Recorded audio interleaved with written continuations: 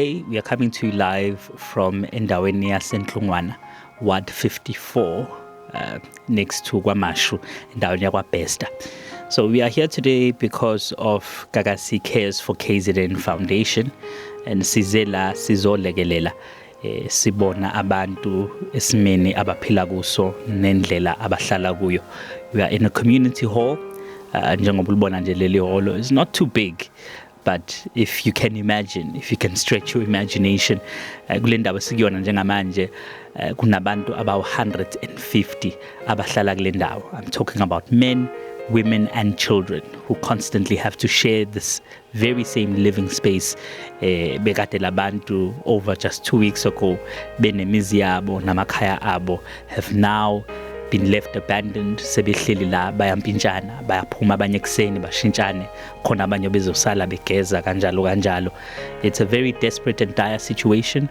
So as Gagasi FM, we saw it fitting ukuthi size nathi sizolekelela and put in a helping hand kusona lesi simo abantu bala eNhlungwana ababhekene naso. About 150 people are living in this one community hall, but the sad reality is akusilona kuphela iholo elikhona in and around eThekwini elihlalise abantu kanje.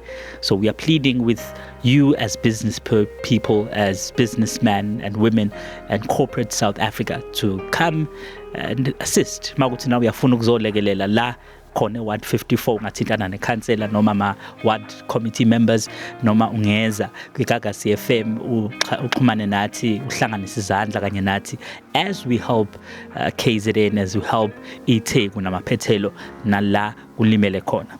So ungasithinta ke kwi-website yethu at gagasiworld.co.za, uklikhe lapho kwi-banner ethi Gagasi Cares for KZN Fund. Uzokwazi ukuthi ungene lapho uthole ama-details onke, ama-banking details nayo yonke into ongayidinga ukuthi ukwazi nawe ukufaka isandla ulekelele. More than anything, this is to help and to try and assist imphakathi yakhona la eThekwini namaphethelo ethintekile nelimele ngokukhahlamezeka ngenxa yalesi simo seyimvula eyifikile zalimaza across the entire province of KZN.